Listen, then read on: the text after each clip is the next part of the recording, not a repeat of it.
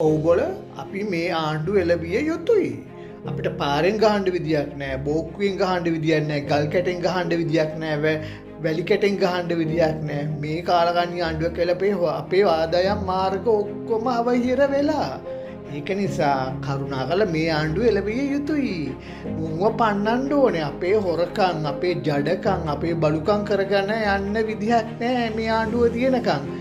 අපි ඔය හිඟා කකා හිටපු අපිව කෝටිපතිය කරේ, අපි දේශපාලනයට ගෙනල්ලා අපේ ගොම්බයියෝ ටික අපිව තව තවත් සල්ලිකාරයෝ කරා. ඉතින් එහෙව් රටක අපි මේ වගේ ආණ්ඩුවක් තියාගත යුතුද?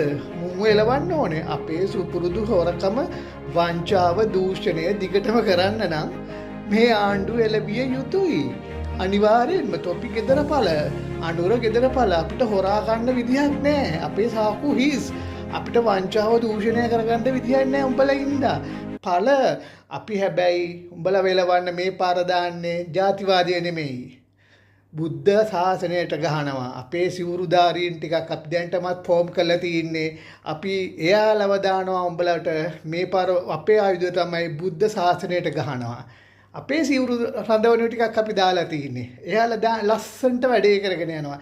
ඒක නිසා අනුර ප්‍රවේශයෙන් වෙන්න අපි මේ ආණ්ඩුව පෙරලනවාමයි. මොකද අපිට බලය ඕනේ. බලය නැතු ඉන්න බෑ. මොකද අපිට හොරකම, වංචාව, දූෂණය, අපිට මේ රටේ නිදානයක්, මේ රටේ තියෙන සම්පත් හොරා කණ්ඩ, මේ රටේ තියෙන දුප්පත් මිනිසුන්ගේ බදු මුදල් හොරා කණ්ඩ අපිට වෙන ක්‍රමයක් නෑ. අපි සාකු හිස්, අපේ වත්කම් ඔක්කොම ඇහිරිලා. අපිට කරගන්න දෙයක් නෑ. ඒක නිසා අනුර ආණ්ඩුව වහාම ගෙදර යවන වාමයි අපි.